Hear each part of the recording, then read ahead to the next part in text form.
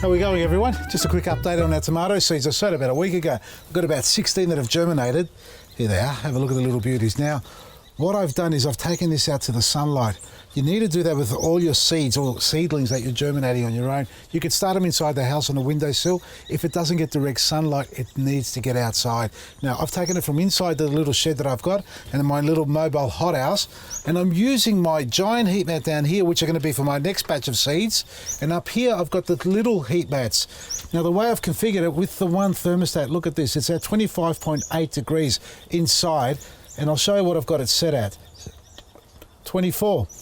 So it's actually hotter in there than what I've got this temperature set. That's because I've had the door closed and the sun's shining on it. So the heat mat is not on. I can feel it here. It's cool, but the soil temperature is nice and warm. So a couple of questions that have come through about the heat mats. Do I keep them on when the sun's shining on them? Set the temperature a little bit lower. I've got it at 24, which is fine because it'll keep it at that constant temperature. It might spike up a little bit, 25.8. It's okay. I started them off at 28 degrees in the shed, and because it wasn't getting the direct sun, it was only getting to up to about 18 or 20 degrees at any time, at the best time of the day. Now in this little hothouse, it's a hothouse on the outside, and the little high dome mini hothouses inside, we've got double layering. So this cavity is where the cold air gets caught up and doesn't go inside there, which is perfect. So outside, and now it's time to give them the Liquid Gold and Eco Butch combined. Only the one time as their little seedlings, and average once a month with the Eco Butch, but with the Liquid Gold you can do it weekly if you like. Just a light mixture and sprinkle it on like that. I've got my little bottle top sprinkler on this, and that's all it needs there. And these are our gardenia cuttings. Have a look at them, they're looking fantastic still. So they went down a week ago, the same time as the tomatoes. They haven't cooled over yet, no dieback, which is good. So that, and it's nice and warm in here actually, I can feel the heat coming out. And to the right here, I propagated these about a month ago. They're olive tree cuttings. Hopefully they take as well. They're still nice and green, so there's no dieback on those either. Now all of these, the three small heat mats and the giant heat mat, are all running off the one thermostat. Over here, now that's plugged to a power board, and because the actual temperature of the soil is higher than what I've got it set at, the thermostat is actually regulating whether they're on or off. So at the moment they're actually off, but because we've got the two layers, this hothouse, this little mini hothouse, and the sun shining on them, it is perfect environment for them to be able to germinate a lot quicker and stay alive. Now that was a quick topic. The main topic here today is bluestone and leaf curl spray. So let's go spray our nectarine tree. It's that time of month again, folks. Every month on the dot I'm going to tell you it's time to spray your tree for leaf curl control. And we're using our disease control pack. That's our bluestone copper sulfate and our hydrated lime mixed together.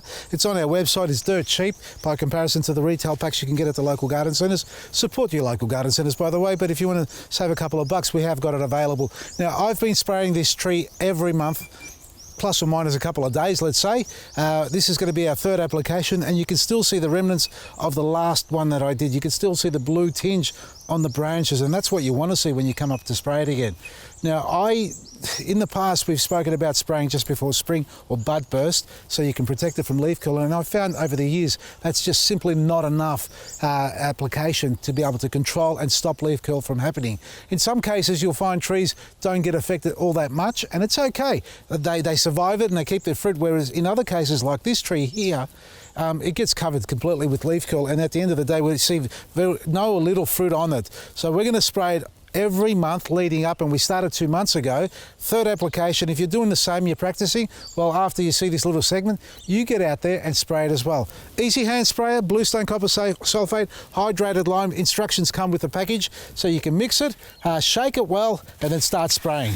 And you can adjust your sprayer whether you like a soft stream or a powerful spray like this. And more importantly, when you apply it, make sure it's to the point of runoff, so it's dripping off the tree when you complete. Otherwise, if you don't apply to the point of runoff, it's simply not going to work.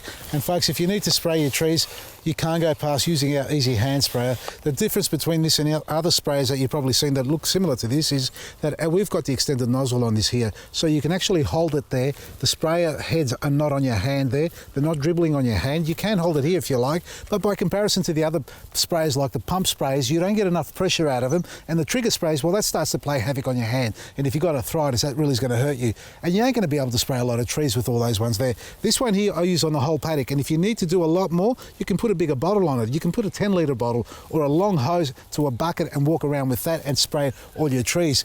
Now, this takes very little effort, so you're not going to get any physical pain or struggle to push and pull on it. I can do that so easily, and I get a beautiful flow rate on it. 1 litre, as you can see, with this sprayer, chews it up in no time, and you get 1 tree out of it, whereas the other little pump sprayers or the little trigger sprays, you think you're drenching him and you still got half a litre in the bottle and the tree isn't even covered on it properly, and you walk away from it. That's the mistake that we have when it comes to spraying our trees. We underspray and we don't get enough coating on it, and the virus or the insect comes back and affects it. So if you're going to spray your trees, use the Easy Hand Sprayer. I've tried a lot around in the market, and that's why I've fallen in love with this unit here, and that's why we've got it online.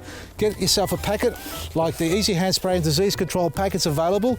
With our end of financial year sale, you're going to get a huge discount on it, and your trees are going to benefit from it because you're not going to get your leaf curl and you're not going to get insects destroying your fruit as well. So check it all out on Vasili'sGarden.com. End of financial year sale, only 2 days to go. From me, Vasili, Maresi, don't miss out.